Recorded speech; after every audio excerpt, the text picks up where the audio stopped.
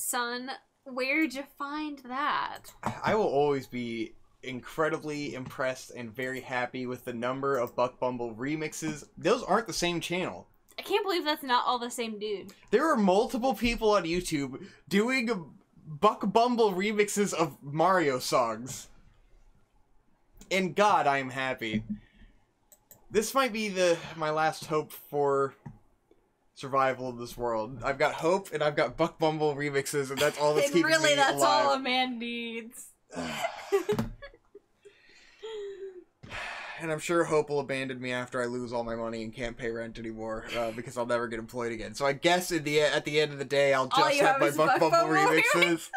I'm just gonna be alone with my Buck Bumble remixes until my phone goes out, and then I guess I don't have anything. Well, I could download them, and then I could still listen to them in McDonald's and stuff. I could regret it. I could be homeless. I imagine that you're just sleeping on the stairs at the front porch, and you have the Bose speaker because I let you take it with you, and you're just blasting Buck Bumble remixes on the porch. That would be nice. You let me take the speaker?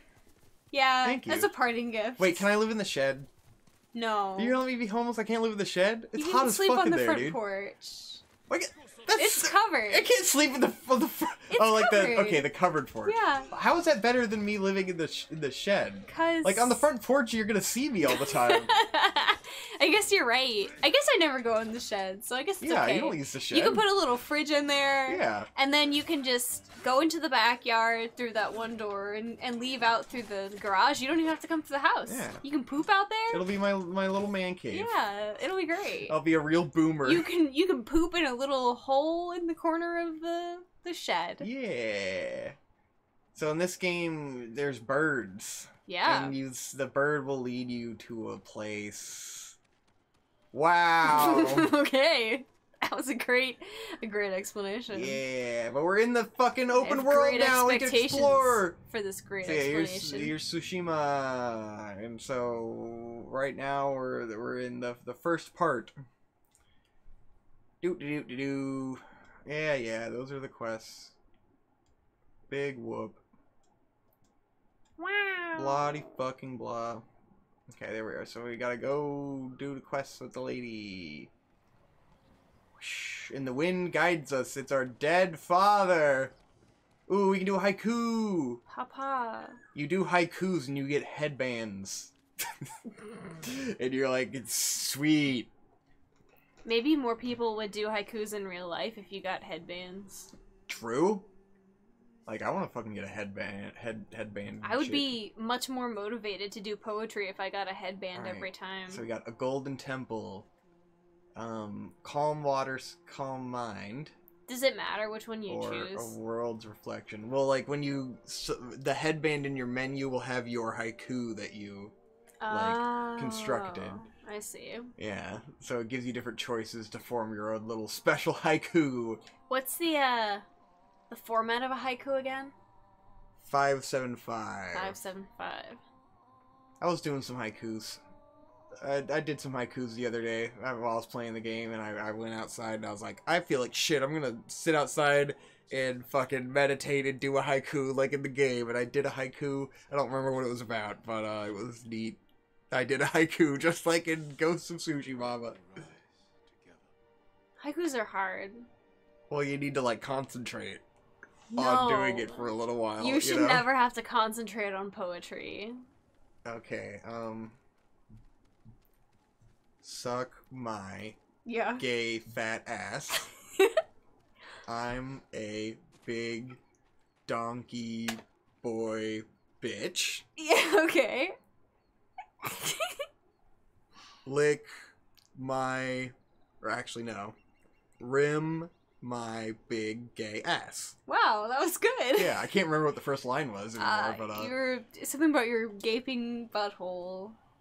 I mean, you know. You know, it's... Yeah, you Either got way, the it was a haiku, and I'm basically a professional. Yeah, you're basically as good as all of the classic poets. You can call me the haiku Jew.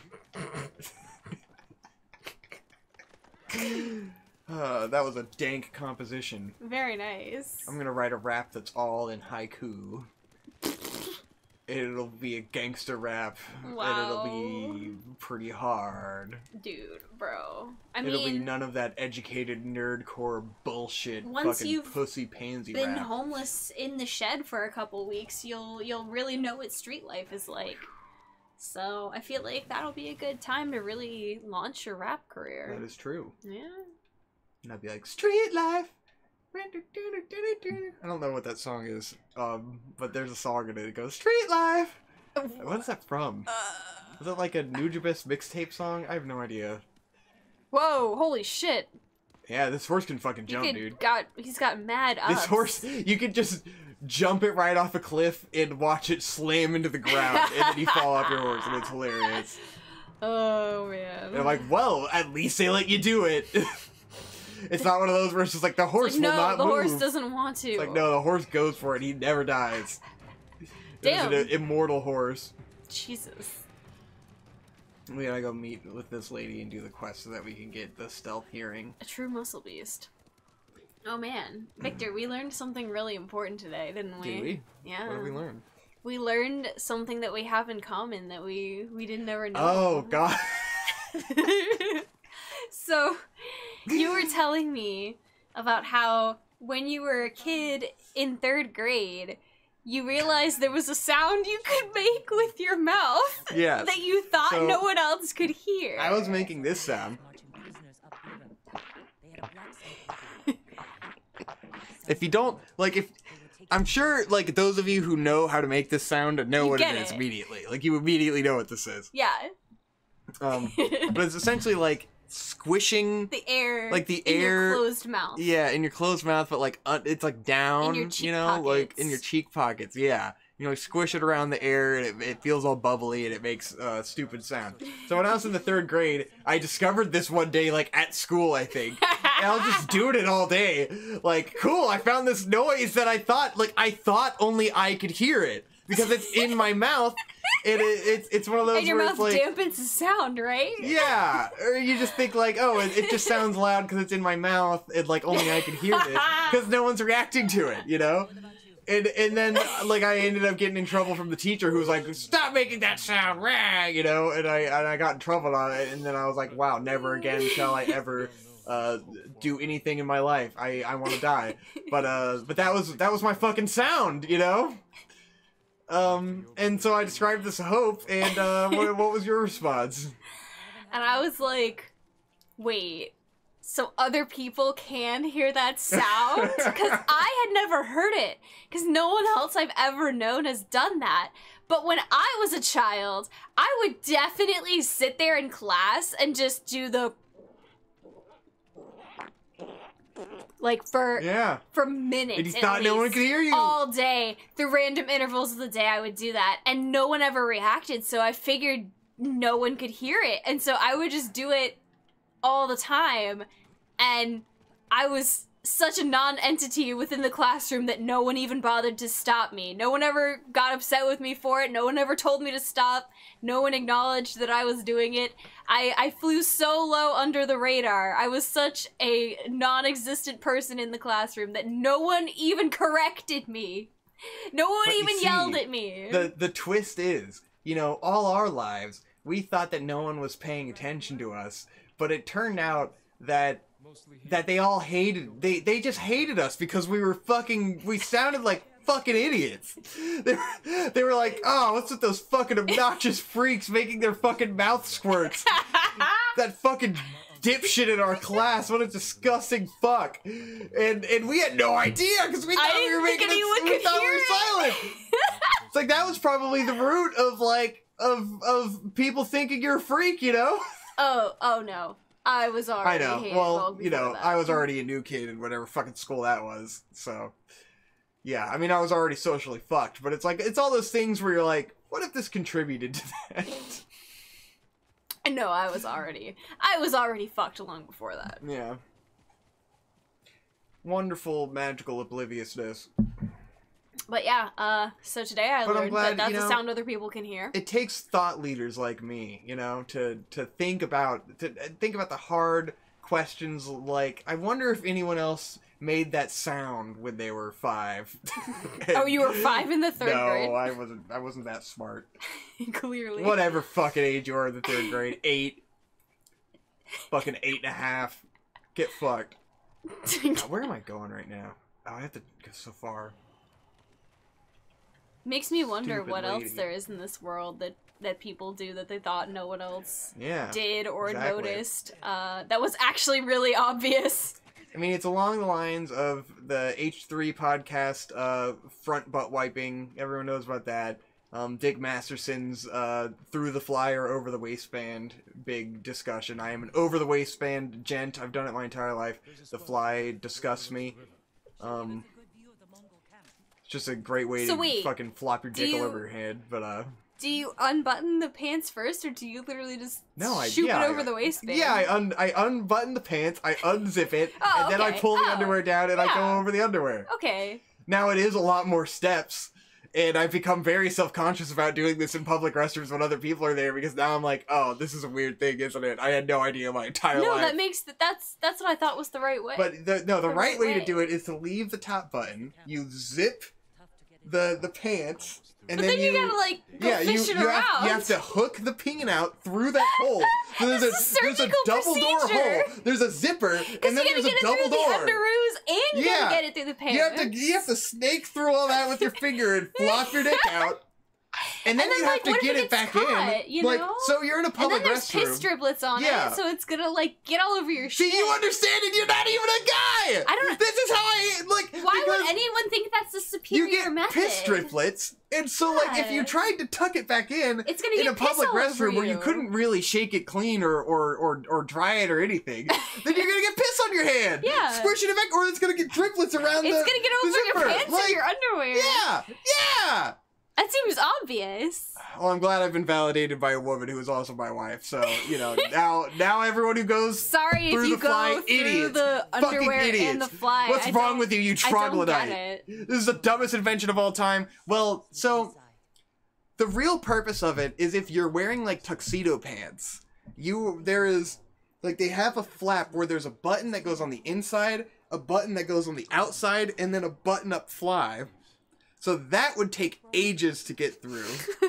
Or, no, it's usually got a zipper. I was gonna say, what? But if you have a belt on, and then those two things, like, you gotta go through the fly. Like, I will do it when I'm doing weddings and stuff, because it's like, you can't fucking get out of all that. Or if you're wearing, this corset of a pant that I'm wearing. If you're wearing, like, a work utility belt, you know? Like, if I'm on a film set and I've got, like, pouches and stuff on my pants. Fanny packs on. I can't undo my belt, so I have to go through the fly. Like, those are the acceptable scenarios where you go through the fly.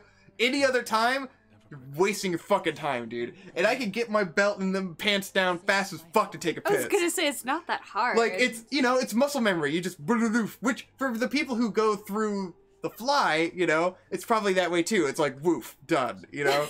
But for me, it's like, I've done this my whole life. I can't go back. I just feel like when you've got multiple layers of fabric impinging on the peen and pushing it different ways, like, isn't that weird and uncomfortable? Yeah. What if you snag your balls in there, dude? Like Larry David. Yeah.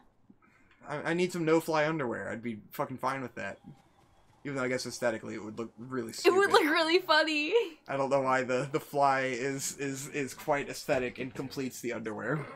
I guess it's just what we're used to. Yeah, I think it's just what it just breaks up the, you know, it breaks up the surface of it, so it doesn't look like a front ass.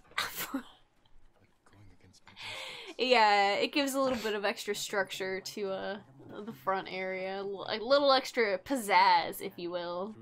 And then you got, you know, boxers briefs or boxer briefs, bro. I mean, boxer briefs are the only way to go. I don't understand boxers. That's why, like, you know, pants sagging, it's because of boxers.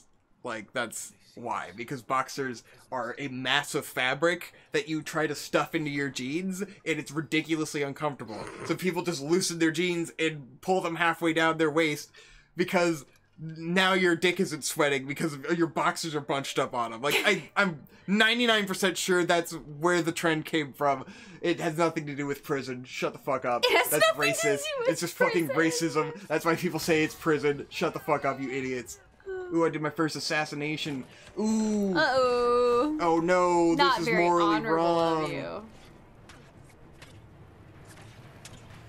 is cool because at first he has to do the you know, the Last of Us thing where it's like this huge struggle to kill a guy, but as you upgrade your stealth abilities, you're just killing people fast as fuck. You don't give half a shit. Yoink.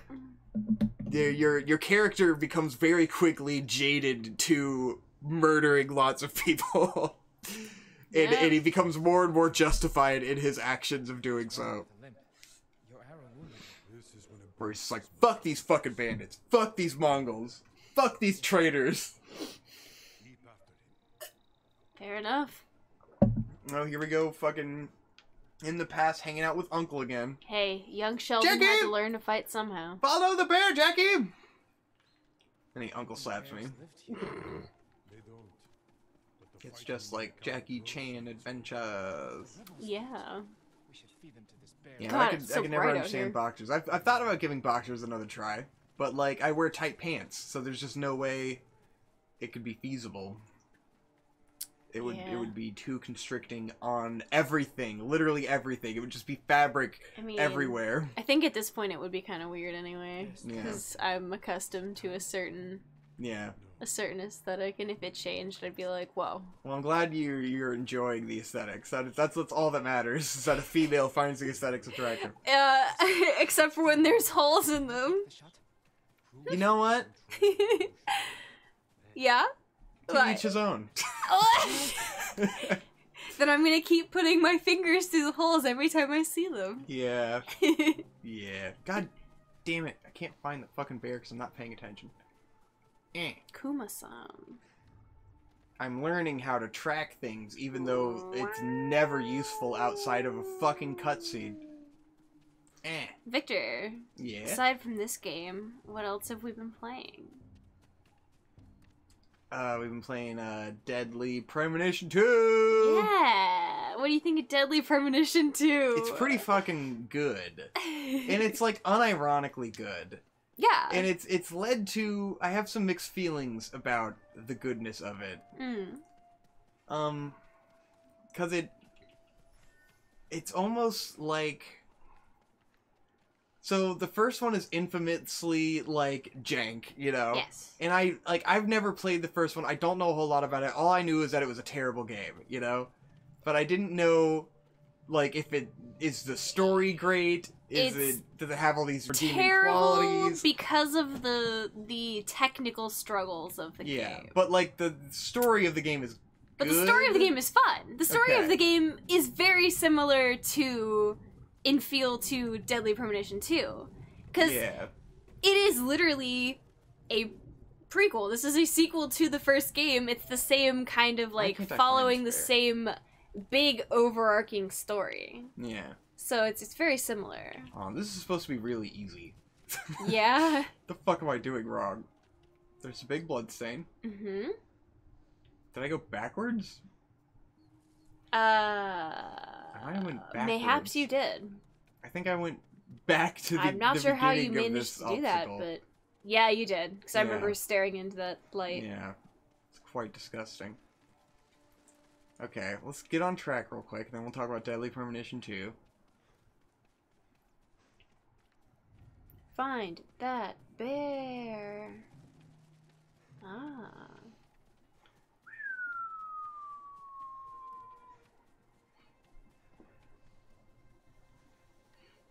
Where is he? We got him. Careful. So you just run in. Woo! This arrow should not have killed him. Oh my god! Look, Uncle. Eat that bear. I've already done all this shit, buddy. Uh-oh. Oh no, he got cut by a guy. And I have to kill him because I have become a man. Murder him! You have to learn to control your emotions, young Padawan. Okay, anyways, fuck that. I don't know why the frame rate's eating shit, but fuck this cutscene. So, Deadly Premonition 2. So, like, the story and dialogue of this game are fucking great. I love it. Yeah. It's hilarious. The dialogue... And it's interesting. And it's genuinely. not, like, it comes off like it's, like, gonna be, like, awesomely bad. But it's, like, it's not. But it's just legitimately good. Really good. Like, it's got really fucking good dialogue. It feels like a Suda51 game in his prime, you know? It feels like everything you want out of a good, cult, fun game. And so, like... The original game had all these janky technical issues, and it ran like dog shit, and it looked like absolute fucking cancer. And, like, they tried to keep that aesthetic alive in the new game. Yes. And it seems like a deliberate choice to go, like, let's honor the first game, and, like, it would be weird if we made it too good now, because, like, you want Deadly Premonition. Because it has this cult following that wouldn't want a polished, you know, AAA game. Yeah. But I think it crosses the line in some regards of, like, I appreciate the camp aesthetic of it, but it is really good in the dialogue and cutscenes and stuff. But the game runs like turd. It fucking sucks. Yeah. It is horribly made. Irredeemably shitty when you're going around on the skateboard in the town, and the frame rate is like 12 frames per second or something, and it's eye cancer. It's eye black. It's disgusting. Yeah, so I did a little bit of research onto why that is. I know at least for the first game is because the engine they're working with, they were too ambitious in wanting to, like, fill out the town that they were creating, and there were too many assets, and it just fucked the engine. Yeah. And so they had to make a lot of sacrifice, but there was still so much stuff going on that the engine cannot handle it. It just cannot. And I'm assuming they're using that same engine with Deadly Premonition 2. Like, I would have to assume that they're using the same engine, and, like, they had to do that for this game to be cheaply made, and otherwise it wouldn't be possible. Like, if that's the story, I'm okay with that. It's just, like, it's just such a big shame. This is just, like, a no-budget game, though, you know? Yeah. Like, it's not one of those games that got a ton of funding. It's, like... So, of course. But that's where I feel disappointed, because it's, like... It's such a good game that it shouldn't be this fucking no-funding piece of fucking shit, dog shit, fucking... ass game, but you know? It should be a good game. It's not a game that's ever gonna sell well to a large audience. I know. You cannot pitch Suda51 does Twin Peaks to every human being, and every human being goes, yeah, sounds great. Like, I guess it's just... I wish they had done it as a Deadly Premonition HD remake where they smoothed it out a little bit. You know? Kept a lot of the camp, but smoothed it out. They did do a polished re-release of the original game before this one came out. So they ported it to Switch as Origins as, like, a remaster. But did that run as horribly as this game I haven't played it. Like... I don't know. Because it would make more sense if they had re-released it, it did well, and then they went, okay, we'll give you a little more money to make this game, and but they don't need the problem is that's not how it was. They released Origins at the same time as they announced that Deadly Premonition 2 would be coming, like, 3 months later. So stupid. So the day of the Direct that they announced this, they said, okay, Deadly Premonition 2 is coming. Origins is out now, right now, in the store. Go buy it with no fanfare. This came out of complete left field as far as I was aware of it. Yeah. I was like, what the fuck? They made a sequel to Deadly Premonition? Why? And it's just like the lack of faith in the game. Oh, yeah. That leads to it being so fucking janky.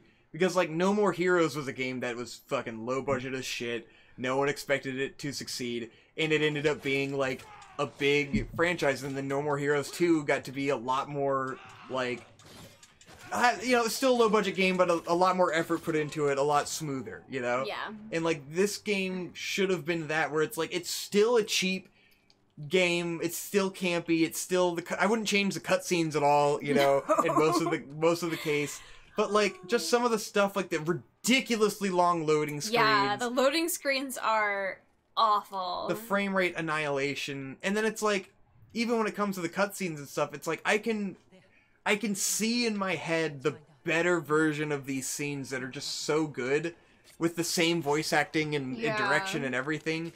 And it's just it's like Like, the direction of the game in the dialogue of the game is so good that it's like, I wish it had the treatment that it deserves. Yeah, as far as, like, the characterization goes, and the way that the voice actors play the characters, and the dialogue, like, it's all fucking on point. It is hilarious and extremely charming. It's, like, just like funny. Twin Peaks, I mean... It's funny when it needs to be funny, it's cool when it needs to be cool and interesting, you know? Yeah, I mean, genuinely intrigued in the plot already. Francis York, like, that's a character you can't help but love. He's so fucking charismatic and charming, and he's just, like, this goofy dude, but he also is, like, oh, yeah, he just takes everything in stride. He's like, oh yeah, there's this voodoo priest is talking to me and giving me oracles, and he takes it completely seriously. He plays it totally straight, and he's just like, yeah, we gotta solve the oracles so we can figure out this fucking murder. And you're just like, alright,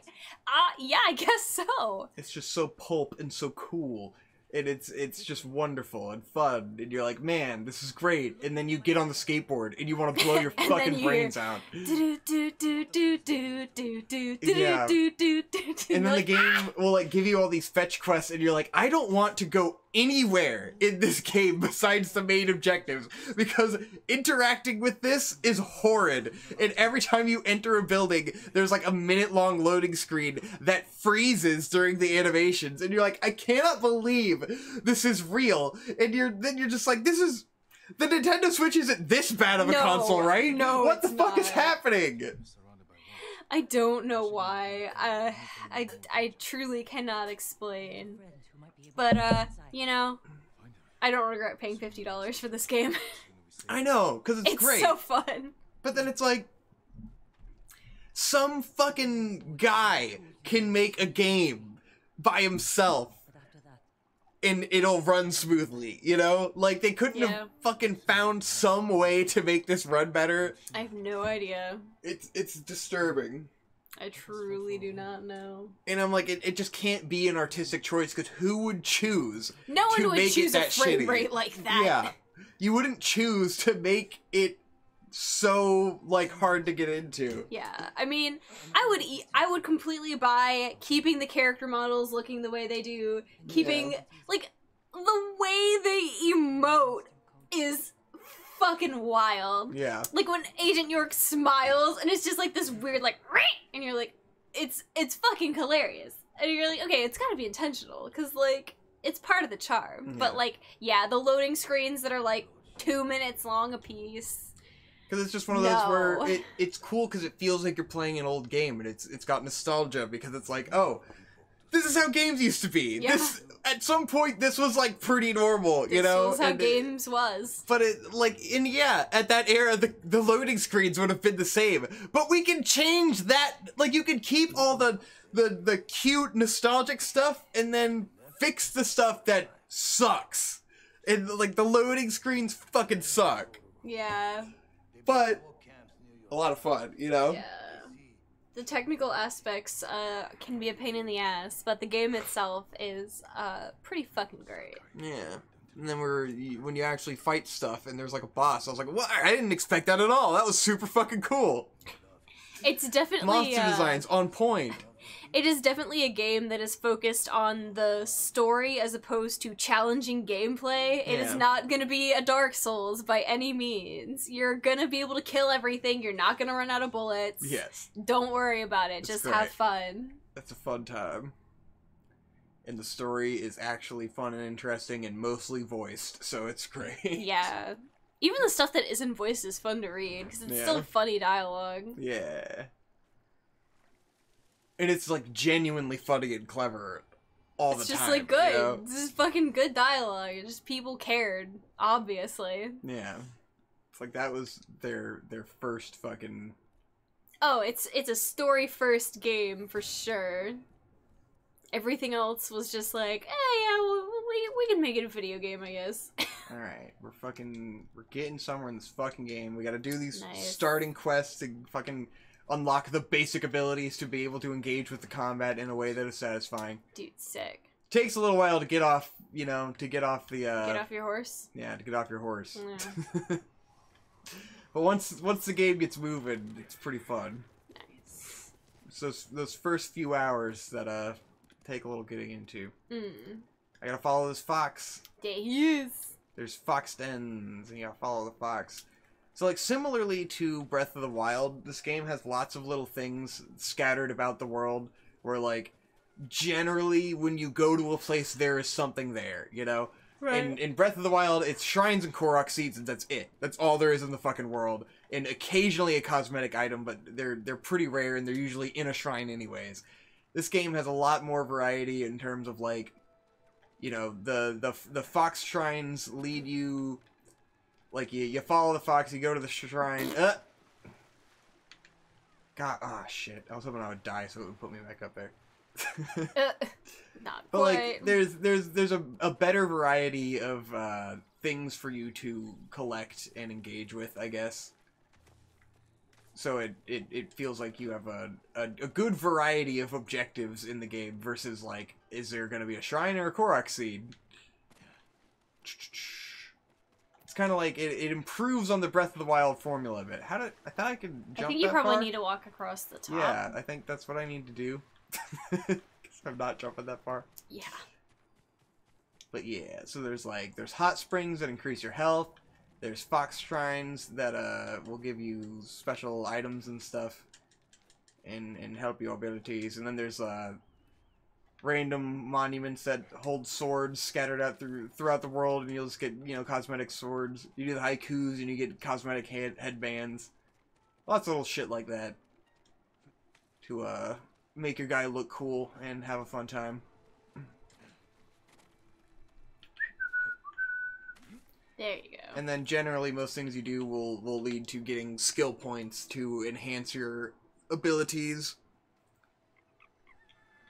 But there's all kinds of, like, you raid Mongol fortresses, and something cool about this game is that a lot of the fortresses and stuff, you raid it, you'll find a town that's a Mongol territory. They took that shit over, and then you fight them and you take it back, and, like, it actually gets turned into a town now, you know? Like, you actually liberated this place, and it changes. Wow. You've made a meaningful impact on the game world. Pretty rare in a fucking open world game, honestly. Like, most of the time you go to a place, you kill everything, and then the next day everything's fucking back, and you're like, great. Now it's just some place that I'll never go to again. So it feels cool when you go to a place and you liberate it, and it's like, oh, now there's a merchant here, and it's a town, and there's a quest. Wow. And it's permanently saved. Isn't that neat? I derailed us talking about the game again. We're talking about Deadly Premonition 2. And then we start talking about this game and how it's different from Breath of the Wild. Breath of the Wild. I guess we're done talking about Deadly Premonition 2. I suppose we are. Ah. Yeah. Oh, I wanted to give an update on the lawnmower story. Oh, Lord. We got a lawnmower. The lawn mowing saga. Because, you know, last time we left off with the podcast, I had gotten that shitty lawnmower that broke, I believe. What a waste of time, what a piece of shit. And then I was being a dumbass about buying a new lawnmower because I thought I was being a good boy and doing the right thing by getting something that would have a warranty and would be new and not a broken piece of shit. But it turns out that buying a new lawnmower that is good is impossible. They're all shit. Yeah. Unless you're planning to drop $1,000 on a lawnmower. Yeah, because I was going online and looking at the reviews of all these fucking lawnmowers for a while, and then it was like, you know, everything that is affordable is dog shit. And there's 5 stars and 1 star reviews for everything up to $1,000, and nothing is good. And it became this whole fucking frustrating ordeal. And then I finally just like, you gotta go on Craigslist, dude. And I fucking went on Craigslist, and I found some guy that repairs lawnmowers, and I fucking drove 40 minutes to pick up a lawnmower from this dude. He was like a cool old dude who's been fucking fixing lawnmowers his entire life, and he had like 30 lawnmowers he fixed in his backyard, and he fucking showed it off to me, and he was all proud of himself. And I was like, alright, I got a good fucking lawnmower, and now I'm mowing the lawn, and it's great, and it's fucking 3 times as fast as it was before, and everything is amazing. So there, that's the end of the story. Don't be a dumb fuck. Don't buy anything new. Don't be fucking retarded like me. Just go on Craigslist, like everyone in the world tells you to, and buy a cheap fucking $100 lawnmower repaired by some old man that works like a fucking dream. It is better than anything you could ever afford normally. Because don't be an idiot. There you go. Moral of the story, I'm a dumb fuck. Why would you spend $1,000 when you could spend $120 and get a mower that works just as well? I just get really sketched out by people, and I hate interacting with anyone on the planet. I know. And I feel like I'm gonna be sold garbage. But, like, when I first moved out of my parents' house, like, I bought a mower on Craigslist for, like, $150, and the mower was really good. Like, it came from this fucking bougie-ass house, and they were like, oh, we just bought a new one, so we're just getting rid of this one, it works fine. And they started it up and all that shit and showed me that it worked, and then we ran over a bunch of sticks and fucked it up, but that's our fault. I don't think that's even what fucked it up. I think it was the oil ran out and I put the wrong oil in or something. I don't know. Well, something we did fucked it up. It wasn't a broken mower. Well, you can say me. I fucked it. You didn't even touch the mower. It was me using that mower. it. What are you talking about? That was... You used it like a couple times. I did mow the lawn for a couple times before. Yeah. Yeah, I was using it most of the time. I'm the one who fucked it up. Either way... It was a perfectly fine mower. It worked perfectly fine. And it just stopped. And then I probably, you know, well, I probably wouldn't have done it because it had holes in it from running over sticks. But I probably could have taken it to, like, this guy that I bought this mower from, and he would have repaired it. Because it probably had nothing, like, it was probably just an engine issue that you could have fixed. But I don't know fucking anything about engines. So, like, it was like, oh, it's broken, you know? Yeah. Because, like, you know, I didn't realize I could go on Craigslist and pay a dude $15 to fix a fucking engine. But I got a new mower now, and from now on, I'm just gonna pay a dude to look at the fucking engine and get it fixed. Oh, I'll just go back to the same guy, and I'll get him to repair the engine. Don't you love being having a yard? Yay! Yeah. But I feel really good about this one, because it's like, this guy's shtick was that he fucking repairs and sells lawnmowers, you know? So, like, I know this is a good lawnmower, because this dude, clearly takes pride in his work. Yeah, no, he seemed like a good dude. Yeah. He was a nice man. Oh, and the flowers. You gotta collect flowers to get different colors for your clothes. They make dyes. Nice. Alright, we gotta go to this village and talk to this old fuck. Cool, cool. Thank you. Yeah, let's see. Watched a movie called The Beach House. It's on Shudder for free. If you have Shudder, I recommend it. It's pretty neat. I don't want to spoil it, but it's like, you know, some low-key... I killed myself. Lovecrafty and shit, and it's pretty fun. The first, like, 30 to 40 minutes, you're a little bit like, yeah, I don't know. But it picks up, and it's pretty neat. It has a pretty good little conclusion there, and you're like, oh, that was fun. Alright, cool. So if you want to, you know, kill an hour and a half, The Beach House, I would recommend. I would not recommend After Midnight, which is now on Prime for free.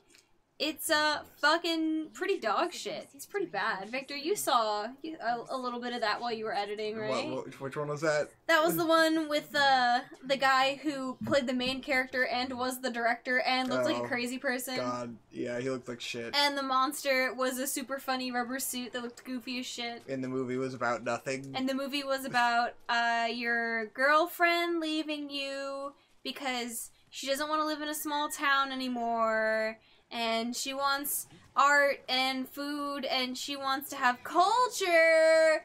And so she leaves you for 6 weeks, and you sit in your house and lose your mind and shoot holes into your door because you think there's a monster outside. And then she comes home, and she's like, bitch, it's my birthday. And I'm going to invite our friends over. It's my birthday, bitch. That's basically what she comes home and says. And so she invites all of your friends over, and then you get really drunk, and you're like, yeah, you know what, this town fucking sucks balls, and then you do, an entire karaoke of some fucking really cringy song. What was it? I don't even remember. All I know is it was fucking annoying and stupid. Fucking awful. Anyway, you do an entire karaoke to your girlfriend about how much you love her, and your friends have to sit there and listen to the whole 3 minutes of the karaoke, and it's really awkward, and it really just makes you want to turn the movie off. And then the monster breaks into your house and attacks you, and you're like, oh no, I'm being attacked by the monster, haha, it's been real this entire time, fuck you, girlfriend who didn't believe the monster was real. And then you murder the monster with a wine bottle, and then at the bottom of the wine bottle is the engagement ring you're planning to use to propose to your shitty girlfriend who just apparently dips out on you for 6 weeks and doesn't say anything, but you still love her and still want to get married, and then you guys get engaged, and everything is great. Well, don't you know that, you know, if your relationship is failing and it's incredibly toxic and falling apart, that you should just get married? And that's kind of the best way to fix it? That will, in fact, fix your relationship. Oh, here's another thing you can find in the game. It's these bamboo stands, and you gotta chop the bamboo to increase your resolve. Ooh. That does increase my resolve. I will give him that. Yeah, so every time I chop a good bamboo, I'm like, damn, my resolve. Oof. This shit's pretty tricky because you have to do increasing numbers of inputs up to 7, really fast. Jesus and I'm not good at doing them really fast, so it can Holy be pretty shit. tricky. So yeah, I would absolutely eat shit. Shit, fucked up.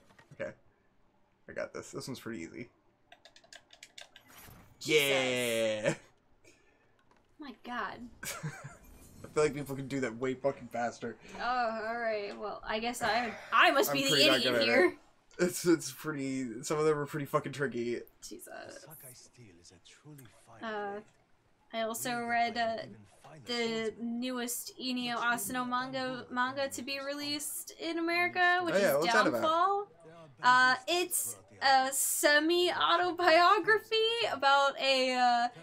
mangaka who his extremely successful series has just ended, and now he's feeling the pressure from his fans to make a new super successful series. Of course. And his marriage is falling apart. He's married to a manga editor, and so they're both super busy with their respective work, and their relationship is not so good. Oh no. And then you end up you know, you go to the Japanese hostess Why do you keep telling these stories in second person? Because it's about you. And you fucking 18-year-old girl, and you know what it is. You know how it do. Spoilers. You know when your marriage is falling apart and you're a 34-year-old man fucking an 18-year-old girl. Didn't he fuck like an ugly whore? Well. What was that all about? Oh, that's just the opening gag. Uh-huh. He chooses this really goofy looking hostess, and he fucks her, but then she leaves the hostess company soon after, and so he ends up choosing a different girl. Why did he fuck the ugly hostess? It's an Inio Asano manga! What do you want me to say? He's just like, I'm a fucked up man, I'm gonna fuck this ugly fucking woman. Yeah, that's pretty much it, dude. What do you want? Maybe he felt like if it was an ugly woman, he wasn't cheating. Because it was like, yeah, but like, I wouldn't, you know, I'm not attracted to this girl. I'm just getting my nut off, bro. Then there's like a really fucking sad scene at the end with his wife. I'm not gonna spoil it, but it's really fucking sad. And you're just like, oh. God. Oh, I don't like this. Is it crying time? It's not fun.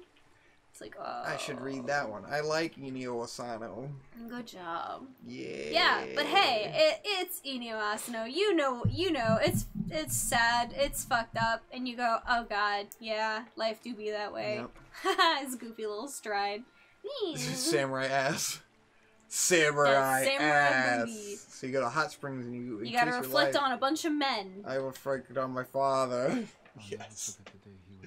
I just sit in the hot spring and I think about strong men in my life.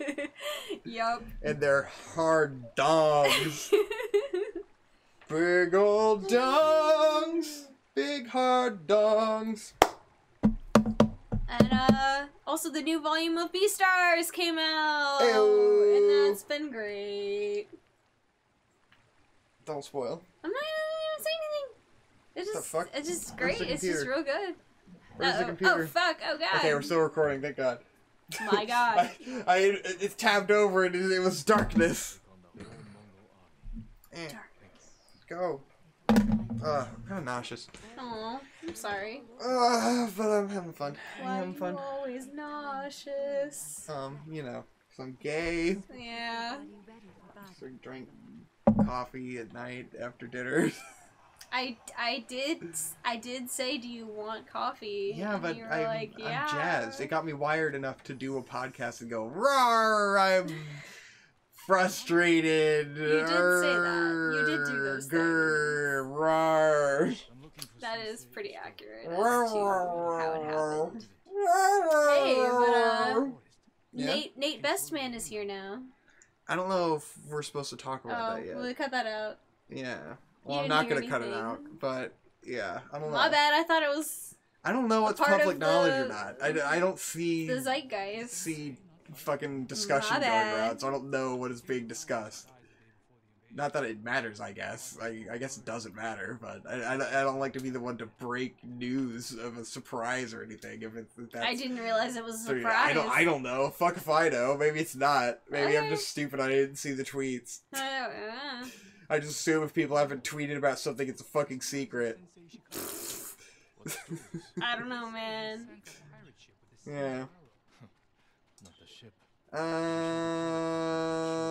I pooped my pants. Very cool. Anyway, with each successive volume of Beastars that I read, the more hilarious it becomes that Legoshi is just like Victor. And sometimes I read things and I just stop and laugh because I'm just like, oh god, this is the most Victor thing I've ever fucking read. Oh no. There's some grown-ass Japanese woman who is just Victor and she just writes this character that is Victor. I don't think she's writing the character to be herself. She has said that the character she identifies with the most is Legoshi. Wow. Well, there you go, because I'm gender fluid. That's the character that she empathizes Oh, that was a bad fart. Oh, Jesus, why would you do that? I had to fart! It had to go! Victor, we're podcasting! Oh, it stinks. Oh, I'm gonna shit my pants. Oh, it's bad. Oh, oh, that's real bad. That's so bad. Oh, what did I give you? What have I done to deserve this fate? You made me a latte. Oh, now it's my fault for making you a latte. No, it's my fault for having a stinky ass. Oh, man. Oh. Well, I sure derailed that conversation. Yeah. Anyways, talk about how I'm like the coolest anime character evermore. Yes. I wouldn't say these things that are happening right now are cool. Oh, you don't? Is he not cool? I love Legoshi, but these things are, you know, he's working through some stuff. Oh, jeez. He's working through some things that I think Victor would really identify with. Wow. Oh, God. I guess we're not relating in cool ways. I know there's cool stuff, but there's also stuff where I'm like, this is really specific, but it also really relates to Victor. I guess I do really need to read Beastars. You really should. Really specific. It's really specific, and I'm like, huh. Sounds like Legoshi turns into quite the simp. I'm just saying that you should probably read Beastars. Jesus. Oh, there was one panel in particular in this volume where I was like, wow. Fucking wow. Jesus. Oh, God. Alright. I don't want to know. I gotta read it. Yeah, you gotta read it.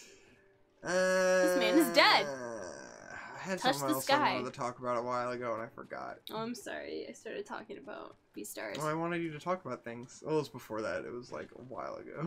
Oh. And then I couldn't remember it, and then he started talking about Beastars and I still can't remember it. Hey, but we got HBO Max. Yeah. We're cool now, right? Yeah. Who needs Disney Plus when you have HBO Max? Yeah, we're trying out some HBO Max because we want to watch some fucking cartoons. We'll make a video about what we watched.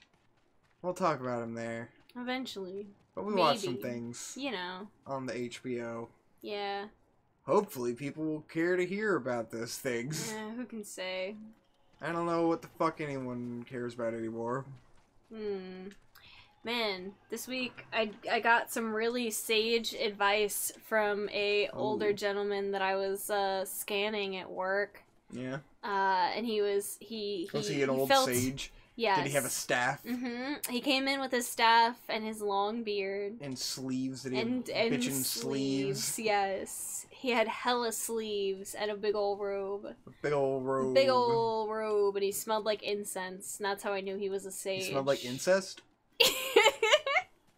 Yes. He smelled like incest. Anyway. But he felt the need to, talk to me about how, people my age can't stay married, and, we're always fucking up our relationships, and, all of our marriages end in divorce. And then also proceeded to tell me about how, his wife, threw a hula girl statue at him, and it broke over his head, and they're still together. Yeah. And I was like, alright, cool. I mean, I'm sure he left out all of him being a total fuckboy. Oh, of course. But, I mean, he was in the military, so you gotta assume. Yeah. Fuckboy status already assumed. But, you know. Yeah, your relationship goals right there. Wow. Dude. These millennials. You can't see me, but I'm doing the Curtis Connor, like, tongue out thing, because, you know. TikTok yeah, thing? I'm gonna throw shit at my significant other and be physically abusive. Hey! Lit fam, lit. Bro, women be crazy, am I right? Yeah, Dude, no. yes. Nothing says a healthy relationship like throwing objects at my significant other. I can't wait to get bandanas and headbands and shit and cover up my character's stupid fucking face. Well, I mean, you need the bandana for the He coronavirus. looks like such a fucking doofus. You think Lala would let me put this can of LaCroix on her? Yeah. Where are you putting the LaCroix on Lala? Why are you doing that? Hi. Don't look at me. She heeded your words. Look, Hope, there's no image here. You can't just fuck around with the cat, alright? Yes, I can. People are gonna be confused and lost. You know, they're trying to listen to a paid cast. They know who Lala is. Mm-hmm. They know. She's a recurring character in our lives. They can't see what you're doing with Lala. Okay, for those of you who need assistance gameplay, I was putting a can of LaCroix onto our cat's butt. It's empty. I wasn't just pouring LaCroix onto our cat, to be completely transparent. Hope would never pour LaCroix onto a cat. I would only pour normal water onto a cat. Yes. Yeah. Do do do do do do do do do do do do do do. Oh yeah. Okay. Starting to zone out. Yeah, I figured. I saw that. Am I out of things to say? Do you have anything to talk about? I feel like I had something to talk about. I've given the media update, and that's, you know, that's my contribution. I mean, episode 1 was my you know, my big blowout on being pissed about the world. Right. It's like I could continue on that train forever, but on that crazy train. Doesn't get you anywhere. Doesn't get you anywhere. I gotta fight some bandits, some banditos. It's bandit time. Ah, goddamn Mongolians. Mongolians. These aren't bandits, these are Mongolians.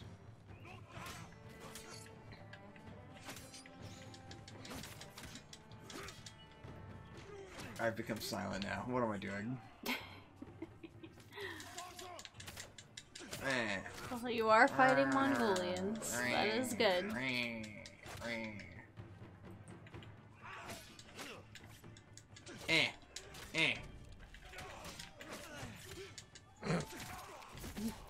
guy's legs. I was told by the great Baroness Grey, the Golden Witch Digine, that I'm gender fluid, I guess. Yeah, how do you feel about that revelation? I guess everything that I described about myself in our podcast where we talked about the transitioning, I perfectly described the feelings of gender fluidity, and now my life is enriched with this knowledge. I mean, now I can call you my wife, so this works out perfectly for me. Yeah, it's great. So, my wife, Victor, he is retard. I guess I don't see the value in the knowledge of being gender fluid.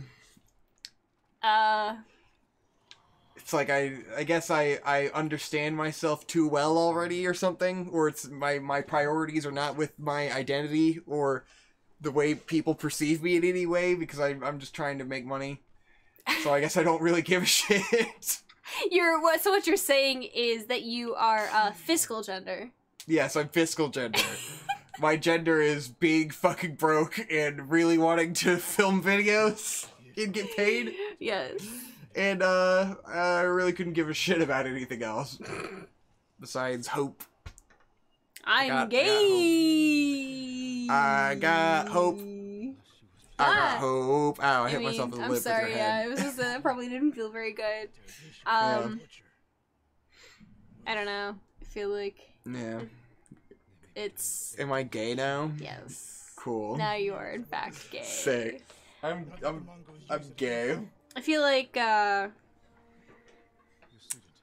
there's a lot of emphasis on gender, and at the end of the day, really the only thing that's really good for in the real world is when you go to your doctor and you tell them literally what is your sex. That's the only thing that matters, so they can fucking treat you appropriately.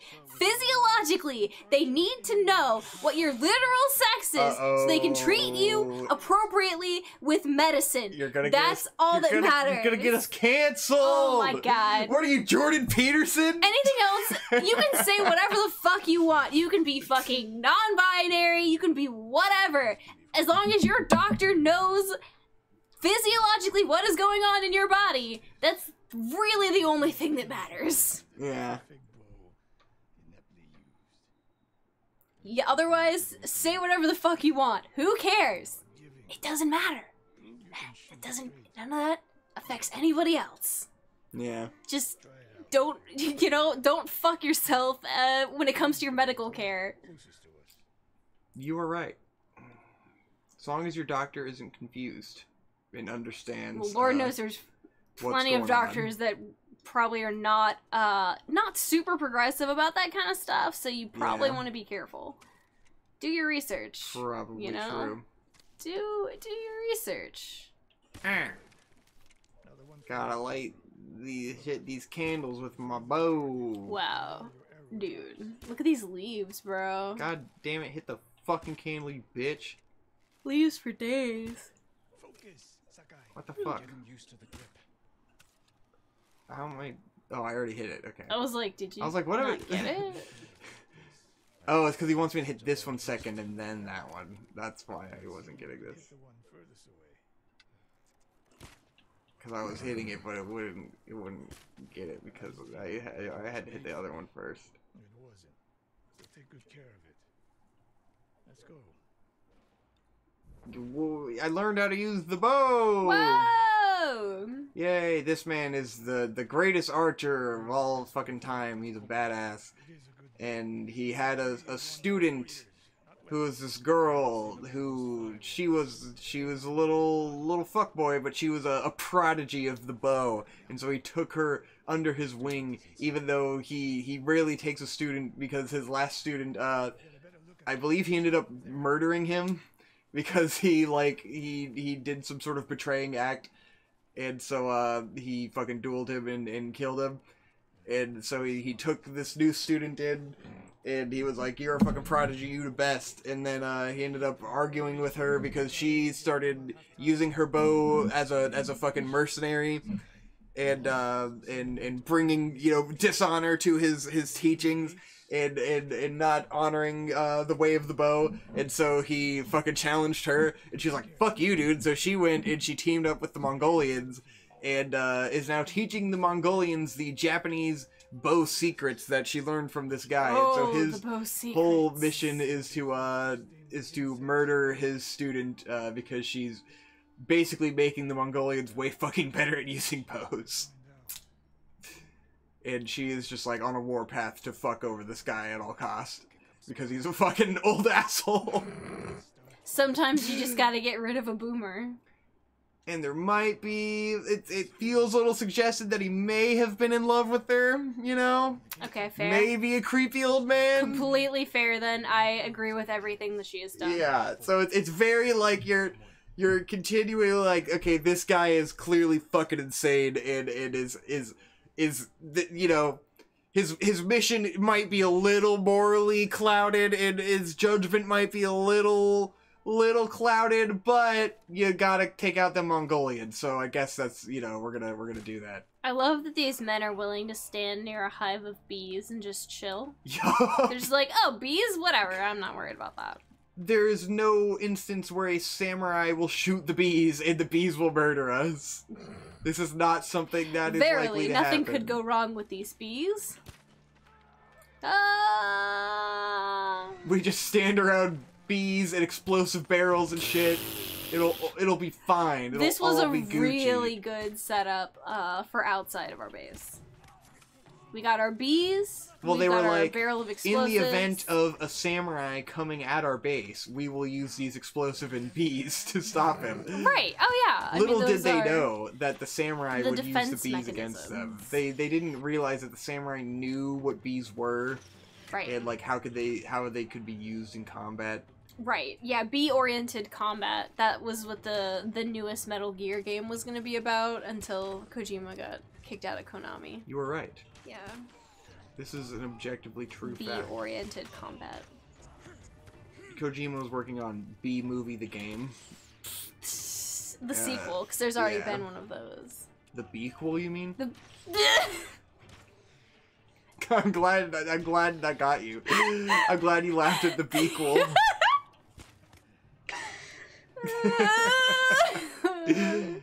Got him. I win. I made you laugh at something retarded. See, you're funny. Totally. B-quel. My crowning moment. My most hilarious moment. It's always the understated comedy that's the best. I need to put more awful fucking stupid puns in my videos, and then I need to apologize for them every 5 seconds like a real pro YouTuber. I need to be like, sorry for the pun, but B-quel. Oh, I'm sorry. I'm so cringe. Sorry for the shameless pun. B-quel. That's like, you know, every fucking YouTuber in the world, by the way. But that's just a theory. I'm sorry for making a joke, but here's the joke anyways. A gay theory. If you're so sorry, don't make the fucking joke if you didn't think it was funny. Shut the fuck up! Shut your fucking mouth! How about that? You live and die by these puns. Yeah, like, stand by your work, goddammit! Just make the fucking joke and move on! Because now the joke took 30 seconds instead of 2 fucking seconds! Just say the joke! You're gonna apologize for your fucking joke because you told me anyway! I'm sorry. I'm sorry for the bad pun. Oh, no. Leave it out of the video if it's so fucking bad. You didn't have to say it. Yeah, but the charm no one is that twisted he your fucking arm. knows it's bad.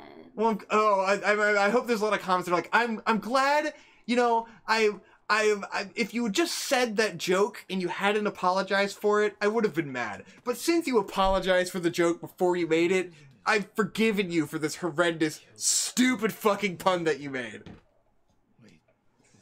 Because you apologized. All is forgiven. And you wasted 30 seconds of this fucking video. I hate YouTube. I hate everyone in the world. And it all circles back. Yes. I just want to make money talking about nothing on the internet like everyone else does. Talking about the same shit over and over again forever. That's why it doesn't make sense that you can't talk about an anime 3 times, because most people are just talking about the same shit in a cycle forever, and people seem to love it. They just say the same shit over and over and over again. I guess I want to talk about anime like Joe Rogan talks about fucking doing DMT. It's just like, let's talk about the same experience again with a new guy around, you know? It's a new conversation now. Yeah. Now I'm talking to Post Malone. Yeah. Maybe I can get PewDiePie on to talk about Japan Sings 2020. Yeah. I'll talk to everyone on the planet about Japan Sings 2020. Welcome back to the Vic and Hope Show, where we talk about Japan Sings 2020 with a different guest. Today we're talking about Japan Sinks 2020. Hey, dipshit. What do you think of this fucking anime? Oh, yeah? Is that your opinion? Sick. Let me share my opinion again. And again. And again! I'm waffling now. That's our show. That is our show. I'm trying to finish this mission. What am I looking for? It's got an objective marker here. But there's nothing in here. I gotta go in there, I guess. I have a random pain in my side. I guess I'm gonna die now. Which side? Is it the left side? Yeah. You're right there with me. We're ruining our bodies together. Coffee is killing us. I think it's just gas. Yeah. That's fine. I wonder if I just perpetually have gas. I mean... Do I have a stomach problem? Do I have an intestine problem? Who the fuck knows? All I know is that I want to die. Maybe you should be taking some Beano. What? You need to be taking some Beano. What am I walking into? That's a real medication. What's some Beano? Beano, it's for gas. Is it? Yeah, is it real? Take Beano before and there'll be no gas, dude. What? Is that real? What? That's really what the fuck is that? It's Beano. I want to take some Beano. Take Beano before and there'll be no gas. Give me a lineup of 10 fucking pills that alleviate all of this shit, and I'll take them every fucking 3 times a day forever. You forget it. What are you talking? I've been taking 5 pills every morning for the past fucking 6 months. I won't forget. It's my life now. I'm gonna get you one of those every day of the week pill trays. Yes, that would be great.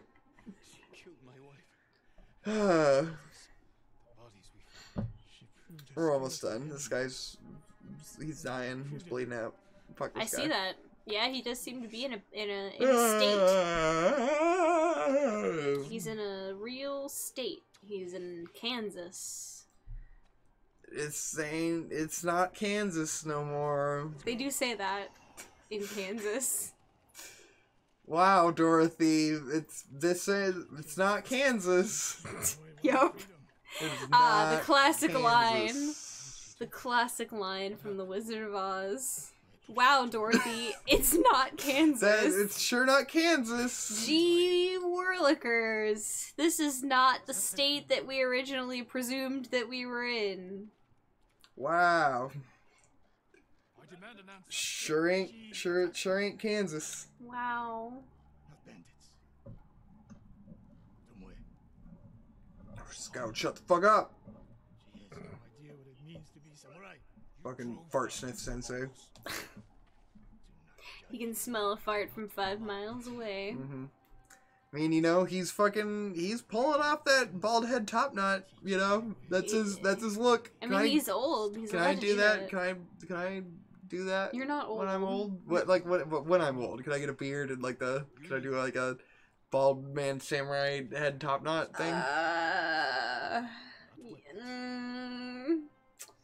Yeah, I'm not really. I mean, the Chinese used to fucking rock the bald head fucking ponytail like young guys did that, you know? That was just the thing. Yeah, but they looked stupid. Yeah, they looked ridiculous. So, but like I could do that, you know? I could be a young physically fucking skullet, like I could learn the way of young fucking Tai Chi and be a young skullet, bro.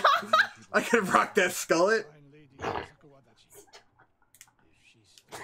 Like, no! How bold would I be as the young guy with the skullet? You really don't ever want to get hired for anything ever again! I'm already not getting hired for anything ever again! You show up. I'll put a fucking hat on and they'll never know! The film and they're like, yo, is this dude got a fucking skullet? You go to the interviews in a hat, and then you get on set, you take the hat off, surprise, skullet!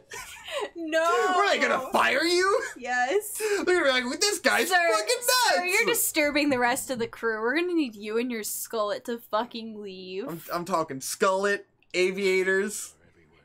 Maybe I'd even wear like a headband. No.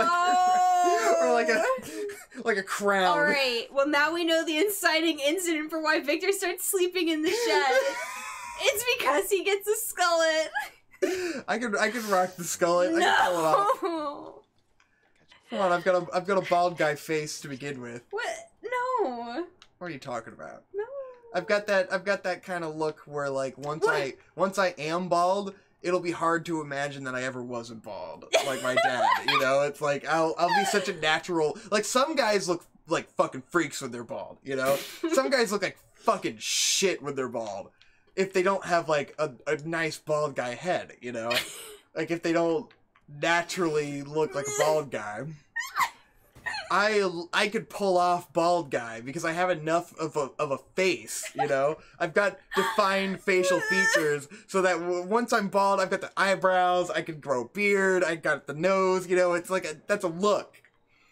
What you don't want to be is like a milquetoast, small face, bitch ass little motherfucker who's bald, and people are just like, what the fuck is like? You look like Gollum. Get the fuck out of here, you know? Like that sucks. That's a shame. But do you really think you're gonna go bald though? No. I think you at this rate, might be okay. I don't know. I might be okay. I might have. Your dad was going. I think I'm bald gonna. At your age, I think right? I'm gonna have like. Yeah, he was. I think he was thinning out by my age, so I might be safe. I could end up with like a Nicolas Cage. I think I'm gonna have a Nick Cage hairline. You know. Just the really far back one. Yeah. It's already really far back. Yeah, it's already really far back. It's just curly and not straight. Nick Cage has straight hair that he fucking smears back as deeply as possible with as much gel as he can possibly like squeeze on there. That's the Nick Cage hairline. But I think I've got a similar Nicolas Cage hairline, but with a curlier hair going on. But your grandpa still has hair, and he's like 80 something. So on that's my good mom's news side, for you. yeah, because supposedly your mom's side is like what That's the dominant. Yeah, like where you get the hair from. So that's hopefully a good indicator for you. Hopefully a good sign, but fucking Gray has my mom's hair, you know, and me and Shade have my dad's side style hair. Yeah, but that's just like the texture and stuff. Not necessarily. Well, the hairline too. But that's not necessarily figuring if you're gonna go bald or not. Yeah. You know? I don't know how these things are related at all. They're probably not. Genetics is fucky. Yeah. It's all bullshit. Wow. How about we just stick you in the CRISPR and get him to fix your DNA? Nah, I'm fine. Even if I went bald, I've got a good bald guy head. I'll be fine. But we can I'll be a handsome we can get him man. to like sterilize you while you're there. That's true. Sterilize me. Can they sterilize you that in would the be CRISPR? good. If they could make it so my face stops getting itchy and breaking out when I grow a beard, that would be great. In fact, maybe like I don't know. Maybe I want to keep some of my twitching. Okay. Because it's charming. I guess it's like my thing, you know. That's my aesthetic. Is that I'm a twitchy, fidgety boy. Maybe increase my productivity, you know? I don't think take away is in the genes. Enough, like, take away the procrastination gene, but keep the anxiety gene, you know? And then maybe, like, yeah, give me that, like what you have, like, the desire to do things at all times. That would be great. I would love that. And, like, the ability to notice things that are dirty around the house. That'd be helpful, too. Ooh, look at that cool red sulfur smoke coming from the onsen. OCD gene. And then a neat touch how the you know, like the sunset hits the sulfur smoke seam and it's like it does the red. What? Nothing. Never mind. When the moon hits your eye like a big pizza pie, that's an anus. What? No. Alright guys, check this shit out. Wow. Kurosawa mode. This game has like the most fucking, like, it puts The Last of Us to fucking shame with its camera system of doing fun cinematic bullshit. It makes it look like a fucking disgraceful gay game for gay wads. It's true. Which, I mean, that is what it is. Reflection. It is a gay game for gay wads. Because, like, you can set animations, and then it'll, like, play the animation. So you can do, like, cinematography junk. It's pretty fucking neat. That was a bad animation. Let me try something cooler. And then we'll end this episode. So I'm gonna do, like, boof. Boof. Boof. What the fuck? Whoa, that got weird. What the hell happened? Boof. Go down, boof, and then I'll go zoom.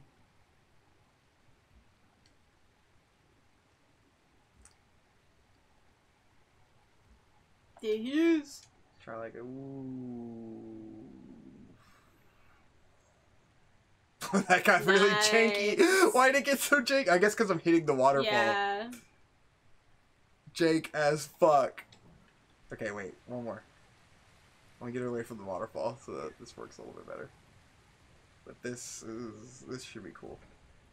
So we want to go like, yeah, we'll do like that. Fuck, shit, ass. So start there, and then we'll go, no, out. And it's very tricky to control this. It's very precise.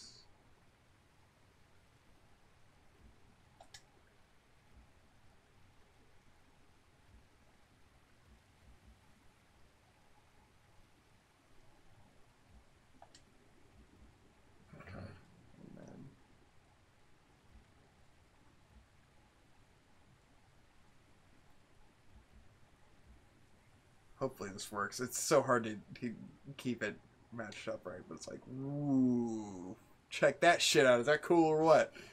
The fucking dolly zoom, bitch. Whoa, whoa. It's cool. It feels like when I see my dad and he pulls out his flip phone and shows me a picture of him holding a fish. That's what this feels like. This is you holding up a fish and being like, look how big it is! I can do a dolly zoom! Look at my fish! I caught this bass! He's 4 pounds! The thing is, no other fucking camera thing in a game comes anywhere close to being able to fucking do this. They put different focal distances in the fucking game. What? They put lenses in the game! That's cool!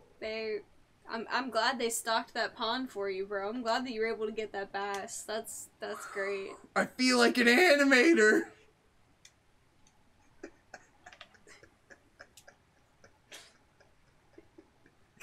You're flipping through 20 pictures. Look at the perspective. Slightly different poses with the fish. And then we'll like swing out.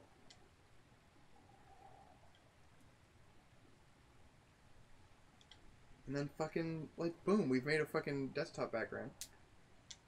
Ooh.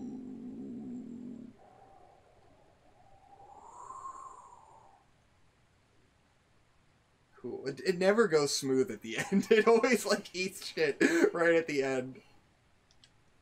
Let's see.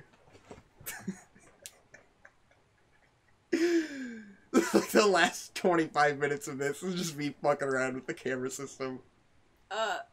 Yeah, it was an awkward move. Okay. Because it wants to go really fast. So, like, you have to do, like, 1,000,000 spots to get a smooth animation because you can't change the speed that the camera moves at. So it ends up really janky because you end up finicking around with, like, going up and down and changing these elevations. So you end up with, like, this weird, like, thing because you're trying to make it go slow because you can't just adjust the camera speed. Room for improvement. I could write them a, you know, I need to give them like a user feedback on the camera system and help them improve it. How do I thought I could get rid of the UI. I want to take a snapshot. Where's the thingy? Make it good. No! Oh, here we go. Yeah. Wait. Cool. We've got like 1 million screenshots now for me playing this game. It's a pretty game. It's cool. It's Nihon. I love Nihon. It is Nihon. Alright, we're done, right? Got nothing more to talk about? No, yeah, I'm good. It was good. It was good sesh. Got 2 episodes over one instead of just recording one 3-hour-long podcast. That's always nice. People enjoy that.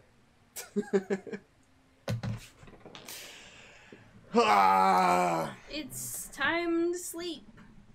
Oh god, it's probably late. Oh, I'm sorry. It's 12. We gotta go to bed. Yeah. Yeah. Bye, guys. Bye. Bye.